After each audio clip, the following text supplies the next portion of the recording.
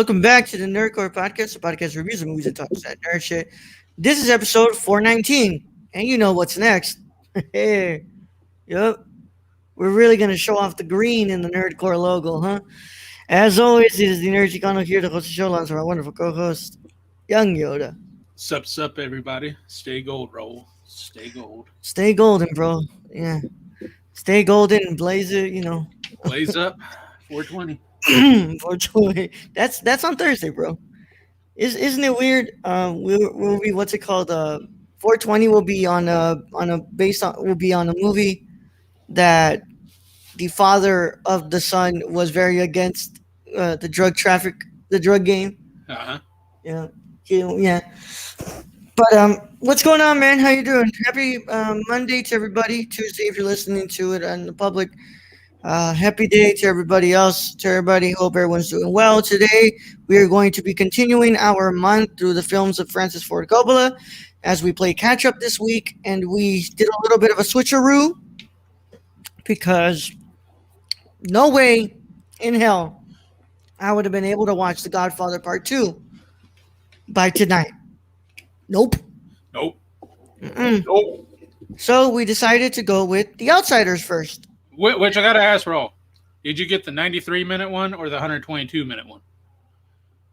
The one that was an hour and 31 minutes. Why? Because they had two lengths, so I was just wondering which one you got. I got the longer one. I got the one that was on Tubi TV. Oh, wow. The one that Tubi TV, yeah. What's it called? I didn't know it was free. Yeah, Tubi TV. It's a great service, y'all. Very minimal ads, and they're not in like the most crucial moments of the movie. So like, it's not that bad of a service. It really isn't. I've used it before. I just didn't know this was on it. Yeah, it was on Tubi. Okay. So yeah, I watched that one. I didn't know that there was an hour and 21 version. What's it called? Minute cut of that one. But Brad, how are we doing? You were a little bit late, but that's because you went to go pick up a smoker. What the hell are you doing picking up a smoker? I mean, I'm going to smoke meats and stuff. Yeah. Like Brenda has been trying to get me to buy a pellet smoker for literally like 3 years now. Yeah. And I have been like, I don't want to do it. I'm like, I don't want to do it. And then today I'm like, okay, I'll do it. Yeah. Like if I can like cook my meals and eat out less and, make fire while doing it, sure. Yeah. As I'm eating Chipotle here, of course. We got a air fryer a while ago. It's pretty cool. Pretty cool thing. Those are pretty good. I like the air fryer. Yeah. Busy. No, not that quite a busy day for me today. I watched The Outsiders before we did this. And you know what? Wow. I'm glad that I just thought about this because I have class tomorrow, and I don't think I've turned in my homework for today. So yeah, I'm gonna get to work on that. You can probably do that. Yep. As soon as we finish the episode today. But I'm glad that I just reminded myself about that because that would have not. This is the last homework we're doing. I don't think I should be turning into this one late. But yeah, just watch the film, just relax around here. Just yesterday was the Oscars, and the discourse around the Oscars happened, and that was that, and that whole foobar. Yeah. I've already talked about it, like weird coverage that was happening while we were doing the show because I had it playing on one screen and on the other. Yeah. But it was just that's that. Usually we have a show where Wesley comes on instead of Brad, and we talk about nominations and we talk about the Oscars and stuff. That didn't really happen this year because fuck, this year has been weird. This year's been very weird. Yeah. Like, we cannot get into a routine. Yeah. Like, at all. We're stacking up a bunch of mini pods that we need to get through, like movies. And it's been a really odd year, y'all. It really has been. And I am very, very, very, very hoping that soon we just seem to catch a break and we can just seem to get on some sort of, what's it called, tuning up the band again.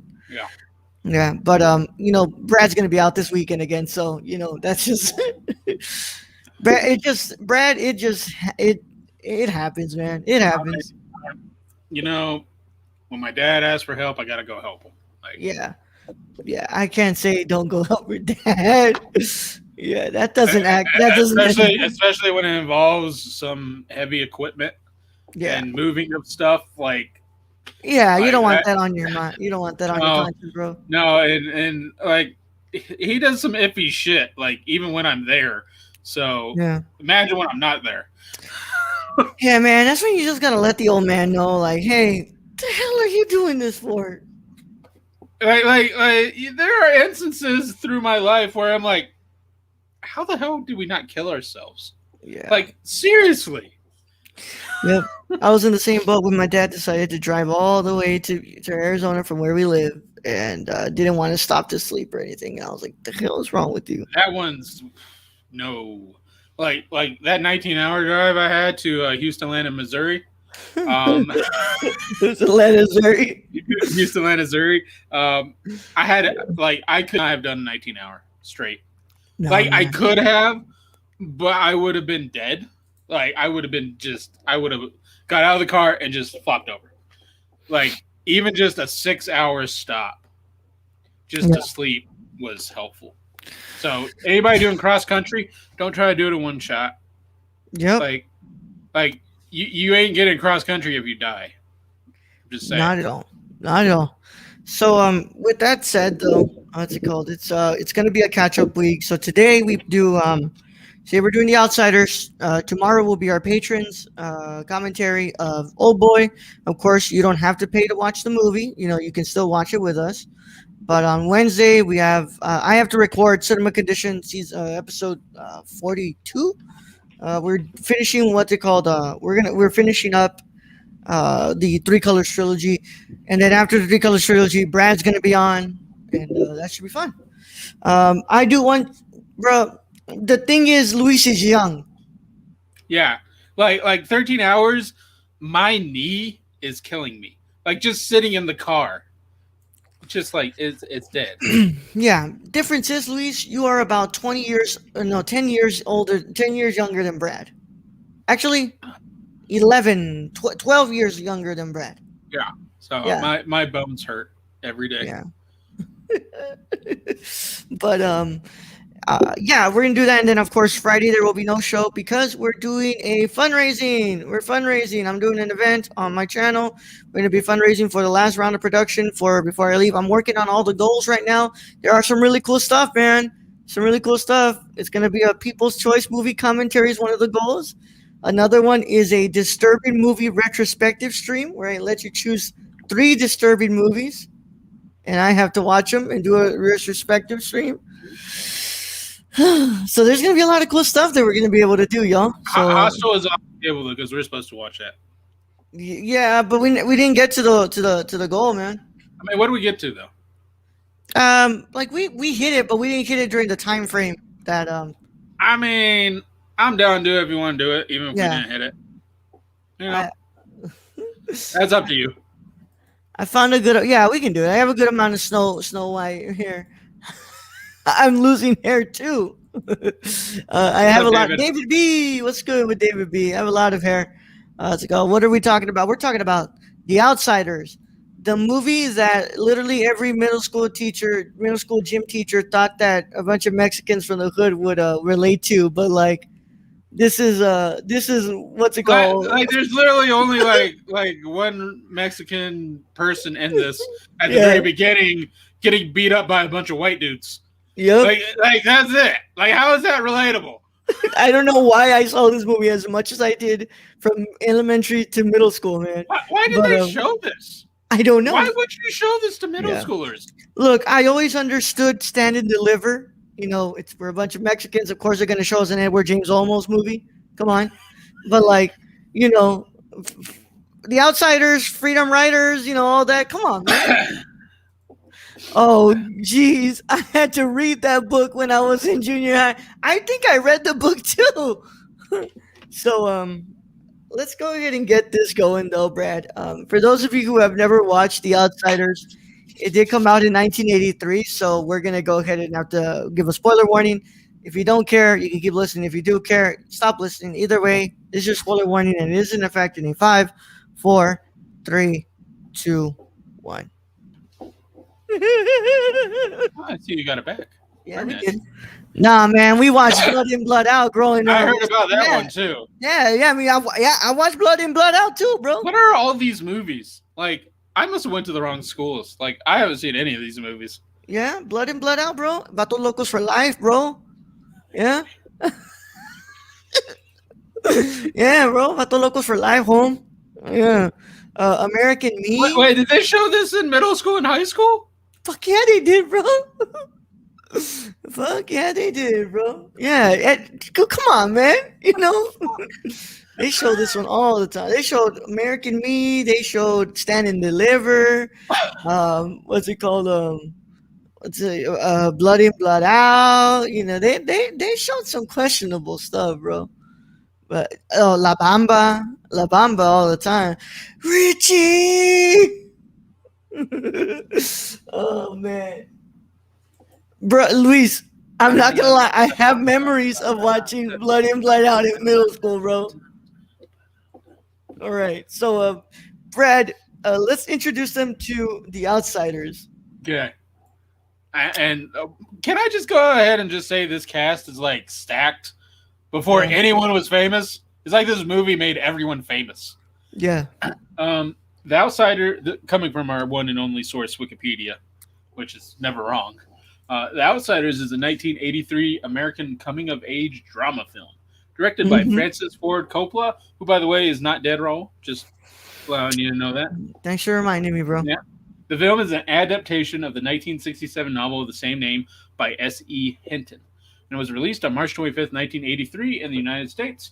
Jo Ellen Misakian, a librarian at Lone Star Elementary School in Fresno, California, and her students were responsible for inspiring Coppola to make the film. Yeah. The film is noted for its cast of up-and-coming stars, including C. Thomas Howell, who garnered a Young Artist Award, Rob Lowe, Emilio Estevez, Matt Dillon, Tom Cruise, Patrick Swayze, Ralph Macchio, and Diane Lane.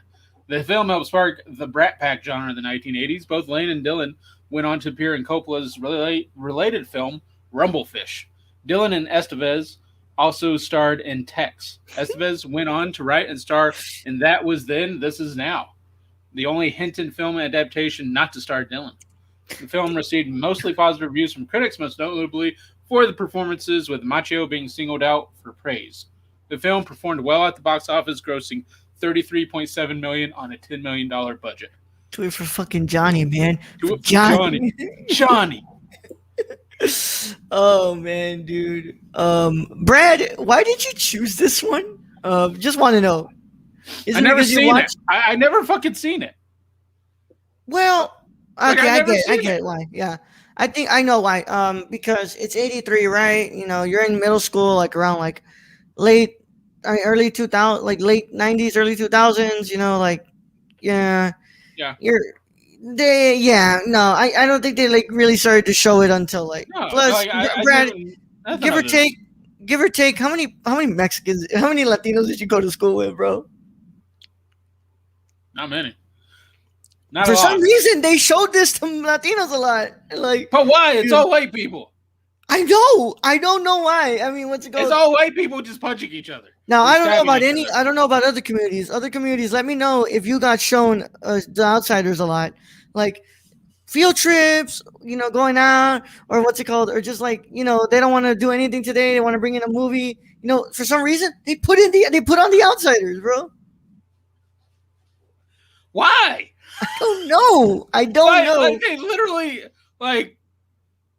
Yeah. It's two groups of white people who we would consider the preps, and then Yeah, lower class white yeah folk. get punching each other. Like Yeah. I get there's some talk here about those with wealth, those with not, and how those groups function and all that. But again, it's just two groups of white people punching each other. So I have no idea why they were showing this to anyone. Yeah. You knew that this was, were they like greasers, totally, like bruh. My Caucasian English teacher put this on, bro. I mean, were they just like sitting there to try to entertain you with like punching and violence in middle school? I don't know, man. I think it was like I guess these kids from the hood are gonna somehow relate to a bunch of kids who didn't have homes or parents and like, But they're all huh? white. They're all fucking white. Yeah, fucking white, bro. Um, dude. Um, you know that this movie's old school. When in the beginning, a kid asks another kid if they play 52 card pickup. And then goes on to chase after the kids, Yeah, saying he'll kill them. yeah, Like, that's a little much. But I yeah, guess in the 60s, that was totally okay. Like, totally fine. yeah. Grown ass man who's who's supposed to be 16. Like, but the dude's been held back a bit. Like, I'm just saying. I'm just saying, Raul. Dude's been held back a bit. He's kind of taller and bigger Yeah. than all the other kids. I will say though, this is a good coming of age movie from Coppola. It's it's not his best. This isn't better than than this is the only reason why I didn't give it 4 stars. Because I was like, I look at the conversation, which I gave 4 stars, and I look at this and I'm like, the conversation is 10 times better than this movie ever. And Conversation holds my attention better. it holds the pace way better than this movie. But this still has like that really like kind of like tender coming of age feeling that Coppola does a really good job with in this movie. I like this movie. It's not a bad movie, but it's like it's not the strongest thing that Coppola has made. I want to know who the fucking casting director on this was, because they should be getting all the money. Like literally, let's go down this list again. C. Thomas Howell, Matt Dillon, Ralph Macchio, Patrick Swayze, Rob Lowe, Diane Lane, Emilio Estevez. Yes, that Emilio Estevez. Mighty Ducks Emilio Estevez. Tom Cruise, Leif Garrett. Yeah. All fucking huge stars in the 80s. Yep. Huge. And Tom Cruise is in this, like, being Tom Cruise, of course. Like, I think that's normal Tom Cruise. He's just playing normal Tom Cruise to me. I don't know. Yeah. By the way, Tom Cruise improved a lot with his acting from here. Yeah. Oh I man. will say that. Yeah. Patrick Swayze on point though. Oh Like yeah. like Patrick Swayze always was. Yeah. And I don't know how old he was. He was supposed to be the older brother, but I think he was supposed to be like in his early 20s. And it's like Patrick Swayze kind of looking like old. Yeah. I gotta say like what's it called the just the whole coming of age feel of the movie is good. You got some pretty decent actors in here who are starting and then they end up becoming like big as shit, like really big. And there's a lot of like stuff in here that's like kind of watching it now as an adult, I'm like, man, this is kind of corny as shit, bro. Like, you know what's it called? Kid getting brought like Gone with the Wind at the what kid was gonna read Gone with the Wind at that time? Uh, I mean, they didn't have much entertainment back in the days, so I imagine a kid being in a burn ward, just face down. Got a lot of time, roll. Got a lot of Yeah, but time. still Gone with the like, Wind is a big book. but Gone with the Wind? I mean, I don't know. It's 60s. Maybe that was the big thing. But you saw the magazines though at the end that he was looking at. They were all Western magazines. Yeah, doing a gymnastics move on the fence. I Uh, mean, they were probably like, "Yo, do something cool," and he did a yeah, flip, yeah, but I mean, I and then guess if flipped on the car, and then flipped off the car. There were a lot of flips. I guess if I have to talk about my favorite movie discussing white on white crime, this is one of them. I guess because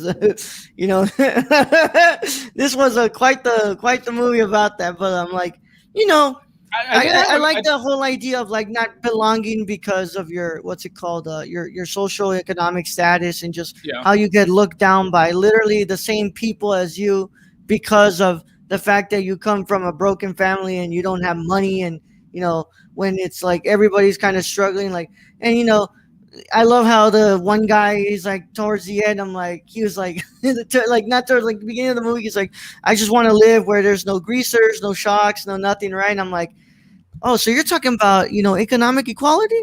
You're talking about a fair way playing game, my friend. Let me go ahead and introduce you to a nice book called The Communist Manifesto.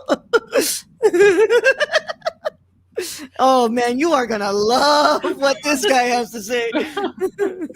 um, but yeah, Brad, what did you have anything that you like specifically thought about this movie? I mean, this one is like to me it doesn't really stand out that much. Like it's good, but like I'm not here like saying like I found this exceptional or anything. There are some odd, It's definitely better than the yeah, Rainmaker. Let's get that out of the yeah. way. Like There's some odd choices with the editing here, though. There's like some odd editing choices, and a I'm little kind of bit. like, Like oh, I liked the cinematography though. I thought that hmm, was well done. Someplace like the scene with the sunset or the yeah, sunrise, and just the two. I don't know how you call it, the silhouettes, like silhouette hmm, shadows, whatever you want to call it, of them just standing there. I thought that was exceptional. Coppola pulling out Coppola tricks that we've seen before of in course. this. For the good things, cinematography, amazing cast. Rob Lowe was definitely good in this. Matt Dillon, good. Hmm. Um, so Matt Dillon. cinematography, cast, um, music. I didn't really. Music was good here and there, but it didn't really stand out. For me. Um, Mhm. and yeah, I mean, the story is kind of. It's not very deep. Yeah, I get the social economic status, like the talk about that, but at the end of the day, the plot is literally white people beating up white people. yep. And they get Emilio Estevez to play a white guy, so like And that's Emilio Estevez lost weight after this. I'll say that he was kind of chunky, yeah. which I have no room to talk. But yeah, but I did have questions throughout this movie. Like after he stabbed the kid and the kid's dying or Hmm. dead, how long were they just sitting there with the dead body, him holding the knife and going, what do we do? What we do, Pody boy? Brad, I don't know if you checked out the casting part of the Wikipedia page. Apparently, this says additionally, Nicolas Cage, Flea, and Melanie Griffith have uncredited cameos as background shocks. No shit. No, Oh no my god. shit. Flea? Heather Langenkamp, prior to her breakout role as Nancy Thompson in A Nightmare on Elm Street, was cast to play Evie, Steve's girlfriend, but her scenes were cut from the final film. Television writer and showrunner Trey Calloway also has an uncredited speaking role for Shock and Concession Stand. He did what's it called? Trey Calloway did what's it called uh, television crime, Fox television crime procedural APB, and he was showrunner of The Messengers on CW. Now, Luis, um, um, for this comment, we don't know if they did, but it wasn't looking good. What's Like it look all for the the white man? guys were beating him up, and the police were coming, Yeah, and we don't have. I'm just saying, like, yeah. and it just cuts away. This is wild, dude. Like this, like there are so like the Nick Cage thing is blowing my mind right now. Like where was Nick Cage in this? Yep. This movie's stacked. No, Whoever was the casting director, Lord, stop, stop. no. Luis, that's no, you're thinking about the wrong movie. Oh my god, dude. They really did something in here, man. But I don't think it's terrible. I don't think it's like anything that is like fantastic. I'm like, it's a pretty good movie from Coppola. It's like, I appreciate it being like an hour and 31 minutes long, but also like it's paced like pretty slowly. And it's just something that I guess it's just something that Coppola just doesn't get right after um, you know, after the Godfather films, even though yes, those kind of are paced really slowly, but at least for me, the what's it called the film follows well because I'm really held into the story a lot. But like after that, like it's really hard for Coppola to stick to like the pacing of his movies, man. Yeah. Like I will I say this though. I will say this though. He does stick to his visual style, and like a lot of his movies kind of do look the same. I'm not gonna lie. which I don't hate. No, I don't hate it. I don't hate that because Coppola has the style, and I like his style personally. Yeah. I say I like kind of the beginning where okay, dude murdered another white dude. They catch a train, they ride out, they're in a hideout, and then they just come back. So the Mhm. story's kind of like yeah. Even one of the characters goes, "What the fuck did I get you a hideout?" You're just gonna go back, and then all of a sudden. And here's my question. Okay, so they're staying at the abandoned church, right? Mm-hmm. Okay, so follow me. They're staying at the abandoned church. It's abandoned. There's no one there. Yeah. Why'd the fucking big fat white guy bring all the school children to the fucking abandoned We asked church the same thing. and they catch on fire? Like, literally, why is anybody bringing little children to this abandoned church? Yeah, I want to go ahead and tell my community, my Latino community, I'm sorry. I thought Ralph Macchio was Mexican for some reason, but that's one tan Italian. That's one really tan Italian. Who the fuck is that? Luis and I had the same exact question. What the fuck are these kids doing with this old ass white guy at an abandoned church? And here's the thing: old ass white guy ain't running into there. No. He ain't running into the fucking church. He's like, oh, they got it. I'm good. I guess those kids are gonna die. Those kids can handle it. Yeah, I'm just gonna stand outside. Like, this is where I have an issue with the story. Is that just a way for them to bring the story back? Because they were already bringing the story back. Like the character who stabbed the other character was like, "Yo, I'll just go back." Why couldn't we do that and have like a court case? Although from the court movie, maybe that was a better option. I don't know, dude. But honestly, like that just tripped me out. I was just like, the hell are these kids doing with this old ass white dude? Like, well, and there was a woman there, so it was like a principal or teacher thing. I don't know, but again, like, did you see the abandoned church? Yeah, like, it was it's all blocked off.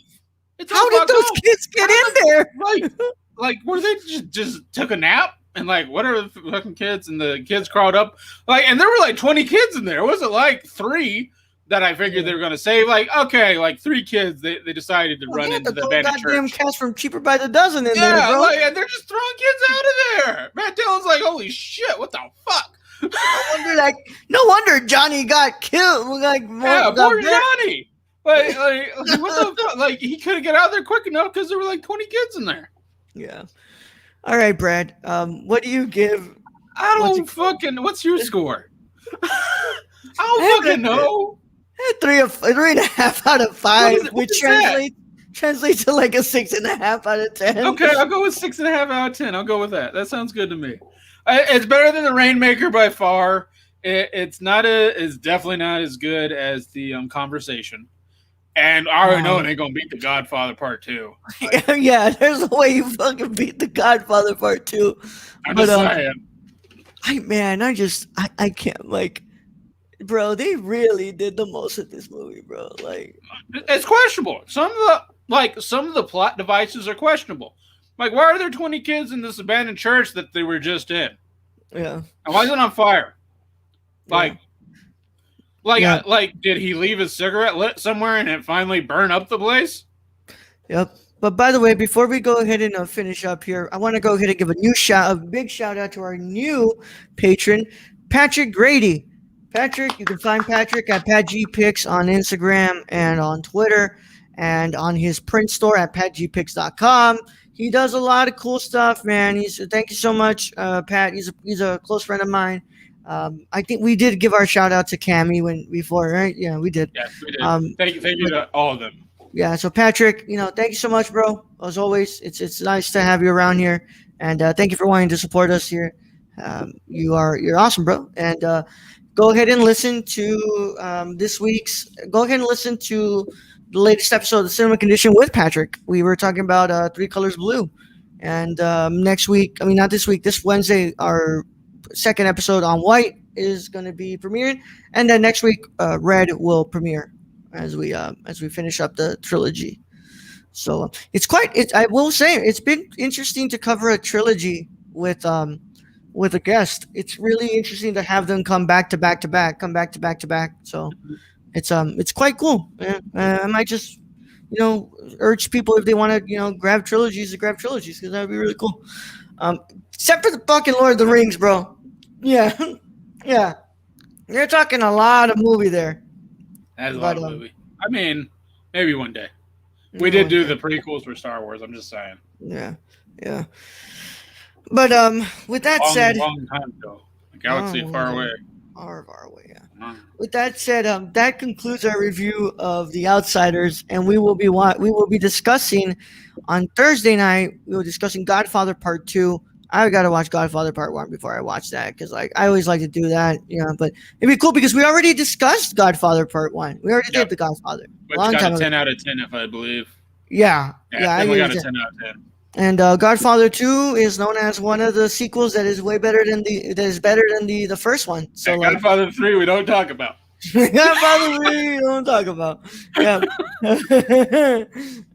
With that said, though, let's go. I want to thank our wonderful patrons. The patrons are the ones who make this show happen, and I want to thank them all so much. We love you guys so much. Thank you for being, patient during this time. And we will be back. We'll be here tomorrow for our. We'll be back tomorrow for our patrons commentary of Park Chan Wook's Old Boy. I'm excited. Yes, sir. I'm excited. Oh man, I'm so fucking pumped, bro. I'm telling you, y'all want to go ahead and pledge to it for $1 right now, cause y'all, this Patreon commentary, like, I'm thinking about just this movie and how I feel like I'm going to get facial reactions of Brad that I'm really gonna be like, yes, like I'm really excited for him to watch this movie. So with that said, Which is totally different facial reactions you'll get with Sallow when we review yeah, it that. was a bit It'll be like, we want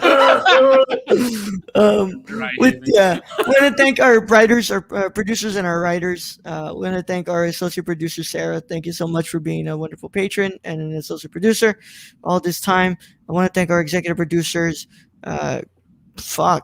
Shane, I think. Yeah, let me go. Wow, it's been a while, dude. It's been a whole week, and I don't even remember. A whole week and we forgot everything. We forgot everything. But Shane, where can you find Shane, Brad? You can follow our friend Shane at twitch.tv/XSRK or on Twitter at XSRK_, or go buy some stuff at thriftedil.com. And then our executive producers, Brown Rice 96 on Instagram. Love you, Bryce. All those wonderful platforms everywhere and anywhere at Brown Rice 96. And also want to thank our wonderful Tony. Hey, Tony, at Real Nerdy Dad on Twitter. Go and follow him. He's awesome. We love him a lot, man. He's a great guy. We're just waiting for him to say when it's time for him to just start to do the movie. Girls Are Easy with us. Which girls are easy with us. Yeah, I think Shane is our only executive. Not executive? I'm talking. What's it called? Executive producer. Yeah. Our writers are Rice and Tony. I'm sorry about mixing that up. It's been a whole week, y'all. I am slowly trying to get back. All I can thank is just thank them for their support monetarily. Yeah. As you can tell, yesterday I did not know how to host the show. So with that said, I want to thank you all so much, and I will see you guys if you're a patron tomorrow for our Old Boy commentary. But if you're not a patron, you will see us on Thursday for a review of The Godfather Part 2. God damn, I can't wait to see that movie. I love Spike Lee. Shut up, please. I don't want to know how many times we're gonna bring up Spike Lee and the the Old Boy commentary.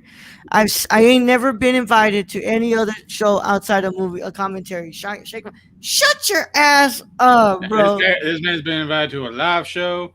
Yeah. Bro, did you invite him to the cinema condition? I feel like yes, you did that. Yes, he's on the short list. This man is talking out his ass. Yeah, he's on the short list for season 3. Get his ass talking out it.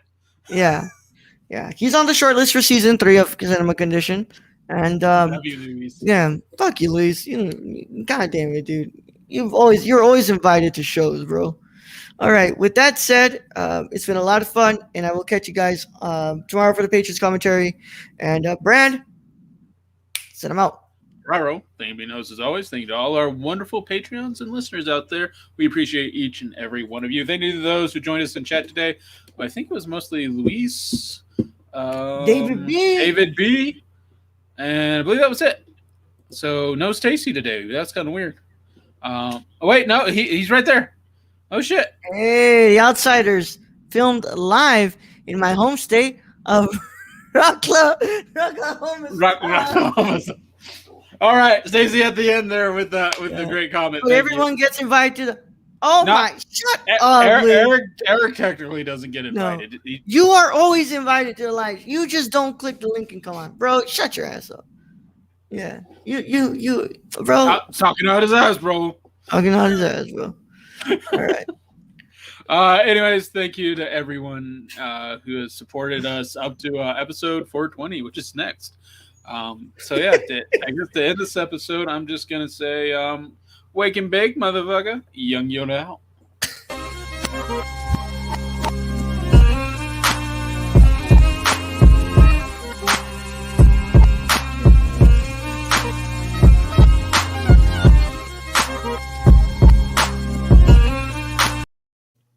Stay golden, pony boy. Stay golden.